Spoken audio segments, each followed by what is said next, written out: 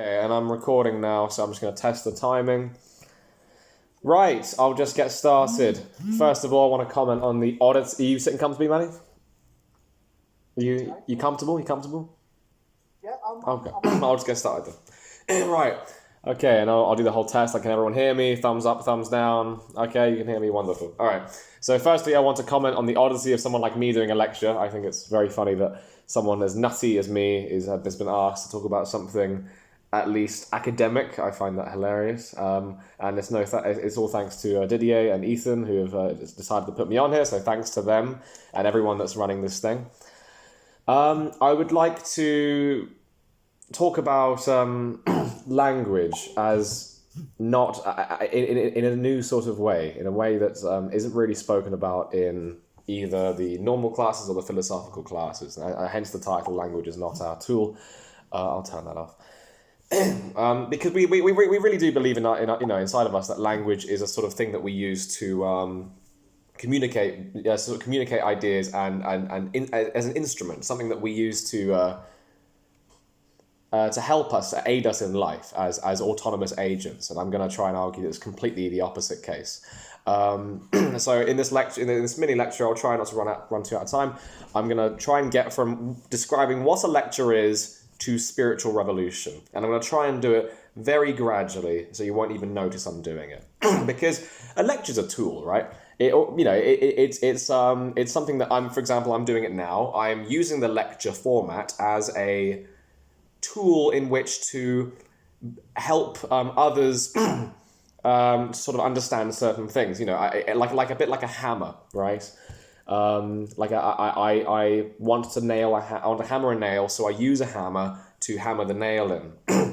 But the thing about the lecture format is it's very strange in that it is not like the hammer, because a lecture completely changes how we think and who we are, both me and people listening. It's not the same thing as a hammer, because when we talk about a hammer, in regards to someone using it as a tool, eventually when the person is done with the hammer, it puts it away in the box, he puts it away, and then he goes back to sort of existing or being or whatever you want to talk about. Language does not do this. Language does not allow us a return to normality, because it is addictive, and is because it is constantly changing who we are and and compelling us and get in certain interests that we may not have fully decided. So this is when I want to sort of say that language is very much an addictive property. It is over important. And why is it over important? Well, when we talk about actually existing in the world as free creatures, we must not allow certain lingual paradigms to get in the way of virtuous behavior or the rest of it. Now, how does language impact virtuous behavior in a negative way? I'll get to that. I want to talk about I want to talk about a conversation I had with some guy called James, also my name, at Wetherspoons. I was asking him to flick through some of my draft for the book I've written, which is what this is all from, and he read the oppression of the concept. What was it called? It was the unfreedom of the conceptual, and he said, how on earth can language be, how on earth can conceptual things make us unfree? And I simply had to he didn't even understand what I was talking about, which made me sort of think it made me sort of doubt myself, but after a while I really sort of thinned down what I was talking about and realized that I was onto something in a certain thing. If we were to imagine, for example, a time before clocks, we would create clocks afterwards to decide to measure where the sun is in relation to the earth and our environment. And from there, we would say, oh, well, we normally have dinner at what this seemed to be called 8 o'clock. So we would describe the act of dinner as being had around about 8 o'clock, because that's where we happened to eat at the time, and that's where the sun happens to be at the time. Now it is the complete opposite. We eat because it is 8 o'clock, not because we want to. It is the other way around. We eat at dinner time because of a certain time, not as a time describing a certain mechanism or like giving us a tool to know what time it is, but controlling how we act within that time. And this is where I want to get to the point of the insidious nature of language and concepts in general, because before they may have been some sort of tool that we use to control our lives. Now, especially in the internet age, which it will never be more apparent and will get more apparent as the decades go, I can promise you, language enslaves. It forces us to see the world in a very particular social construct and time, and we are left just following whatever routines it has decided to ingrain in our society, in our culture, in our nation, in our community, in our own selves, in accordance to what age we are, in accordance to what gender we are, etc. And this isn't just going to sort of intersectional politics. This goes into a much wider breadth of sort of unfreedoms. For example, in the Chaining of Concepts, one of my books, I talk about space itself as in the conceptual form as oppressive. For example, we conceptualize the country of England, and we then from there, from the mere concept of England, we decide that England has a certain amount of importance, other countries have a certain importance which is greater or lower or lesser than our esteemed importance, when we really don't know what we're talking about. If we look at realities, there is no such thing as England. England initially should have been a describing tool to actually describe a certain country and perhaps employ a certain government to better aid those people, which leads to virtue. This is not the case anymore. We now see England as more real and perhaps more real than any sense of lands or genuine, intimate, intersubjective lived cultures. There's nothing that it elevates the concept much higher than the reality. And in the same way that when we look at a screen, we sort of lose placement of where we are in our room, when we get addicted to conceptual thinking, we lose place where we are in reality. I'll give you another example of time. Well,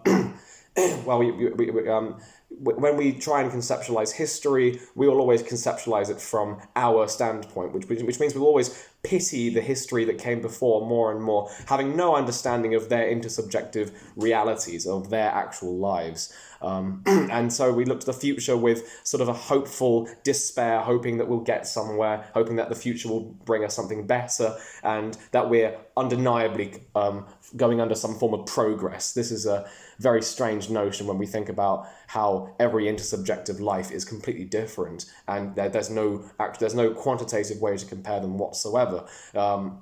We, for example, will have no idea what it's like for a Victorian person to live, because we're always looking at it through our lens. I'll give you an example of love. I argue something which is very funny because we're doing Pride. I argue that there's this very strange sort of clinging of a lot of conservative beliefs to a traditional idea that love equals marriage. And of course, marriage was meant to be a describer of love, not the deciding factor of what true love really is. And if I may be impertinent, for the same way, political love, in terms of certain ideologies sort of what love is, on sort of the progressive side, I would say, well, I really love the liberation of it, and I love the liberation of polyamory and the gender liberation movement in general. I would just say there's a very, very fine line between doing something because it is real and doing something because you believe it is conceptualized, and believing it's conceptualized to some greater purpose. And then that's when we sort of look at political love and think, well, is this actually like a real form of is this a real form of what we might call boundless love, love without attachment, as the Buddha would very much likely say. Money, of course, money is a complete concept. It is completely conceptual in terms of the fact that it is describing a certain amount of value. Now money is its own value. And there are so many problems with this. First of all, that the more we see money as being the value and we conceptualize the thing as being higher than the reality, the less we'll actually see really virtuous activities as virtuous at all, or worth having, such as going for a walk. Going for a walk, having sex with a loved one, being with your family, doing something that gives you sort of purpose. We have this infatuation with the elevated concept, and money is just an example of one of them. With work, there's what time are we on? Okay. with work, we have a complete misunderstanding of what work is. If we look up the definition in Google, an activity I actually encourage doing, because the word will always drift in and form its own conceptual package of all these imperatives and assumptions of what surrounds the word. And this is a real problem. So oftentimes, if we go back to the dictionary definition, we might find something much more meaningful in terms of how we can strip away social norms and values that surround the word that have not been decided by anyone. As I just want to make sure there is no single person deciding what the cultural interpretation of a concept is. It happens naturally and it happens parasitically.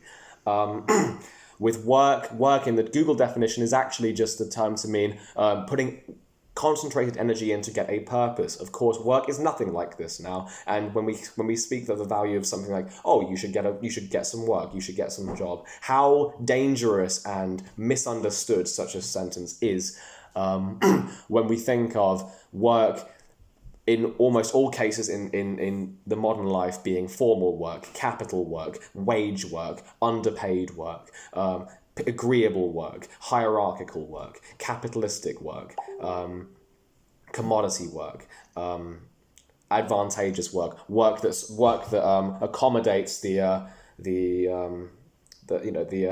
stock exchange. These are not actual definitions of what constitutes work at all. They are merely guises that give us a certain impression of how we have to operate in the world, when in fact, we're even to say working on something has a completely different definition and implication. And there's nothing wrong with that at all. We imagine the hard-working artist as someone completely full of, very valuable and giving to the world, but they just haven't got that quite thing yet. And that thing is the concept. It's the illusion of something being like officialized that gives rise to the stigma that the artist is not doing something valuable. And I'll give you one more. The idea of self. We have a very strange understanding of ourselves from the idea that we are a unit over time that is unchanging, to the idea that we have to engage in a community in a very specific way. We are not a unit. We are far more likely a process, and we completely evolve and change throughout our entire lives. And there is nothing to say that there is a single unit of person. When someone says, "Oh, that's just the way I am," they are likely chained by a concept of who they are and end up not adhering to any sort of idea of reality. Right. Now, what is reality? Reality is this very peculiar, in my eyes, is a very peculiar setup of how the world really is, or in other words, what the world was like before we put illusions on top of it. Now, we can't talk about it by definition because language is unreal. Language is representative, and so are conceptualizations. In fact, I would argue, well, what other possible unrealities could we actually live with but conceptualizations and lingualizations, hallucinations, if you want to talk about it like that. And I want to talk to you about a story that I had when I was 20, in which I was walking down the road and suddenly it hit me. And I don't claim any pride over this. It just happened, and I was looking for the sort of the nirvana enlightenment sort of experience, and in a weird flash it hit me. I'm not sure it was deserved. I'm not sure it was planned. It was nothing like that. It just hit me because the right things fell into place, and I saw the world without concept, and it was as if the brilliant, blinding beauty of reality was shining through everything. And I realized then how blinded I was by ideas of who I was. I am this person. I have to do these things. I have to think about things in this way. I have to pay money in this way. I have to see objects in this way. I have to interact with other people in this way. And it all stripped away. And it was just the blinding reality of what actually existed. The trees, the ground, the sky, the stars, the moon. And none of this I could ever describe. However, I do my best to sort of talk about it in my book, in the title chapter on the ecstasy of nothing, and which will be out at some point soon. So I want to actually read a quote from this person I'm reading at the moment, who really kind of like, I read it the other day actually, and it's very interesting because it was just spot on. I was walking late one night along a tree-lined path. A chestnut fell at my feet. The noise it made as it burst, the resonance it provoked in me, and an upheaval out of all proportion to this insignificant event thrust me into miracle, into the rapture of the definitive, as if there were no more questions, only answers. I was drunk on 1,000 unexpected discoveries, none of which I could make use of. And then, he says, this is how I nearly reached the supreme, but instead I went on with my walk. We are always going on with our walk, so to speak. We are never looking at the chestnut for how it is because we are too busy, because we are too afraid of what this experience could bring for us, because it would just shatter everything we think we know. So how do we get there? This is a question that is very hard to answer, but I do my best to offer some advocacies. One is that we should be free to control what concepts we are using and how we are using them. For example, in Genealogies of Knowledge, I talk about depression as something that is very difficult to put down, pinpoint, and something that really doesn't really make much sense when we look at actual human behaviors. There is burnout, there are these symptoms and all the rest of it. But as soon as we say that we are depressed, we interpret this infinitely complex experience into one term that all other people who use the term depression end up believing as well. And this can be useful sometimes to be diagnosed, but lots of times it can be very detrimental to how we actually make meaning out of our experiences. Another one is freedom from concepts. We need to know when to leave concepts alone. When we're talking about the idea of getting a job or work, for example, we need to be very hesitant to describe certain forms of work as more valid than other forms of work. And of course, the same thing goes for money, love, space, time, self, other people, and all the rest of it. There's the default, I forget what it's called, but the default pattern network, I believe it's called. That can be accessed through, that the brain sort of goes into when the brain is not trying to analyze everything. And this can be, there are several ways to get to this, a rave, meditation, passionate sex, a walk, these are all things that can help us arrive at that moment, but it can't get us there. It can only point us to it. How far have we got left? Oh, we need to hurry up. We're on 17 minutes. Okay, I'll try and wrap this up in a few minutes.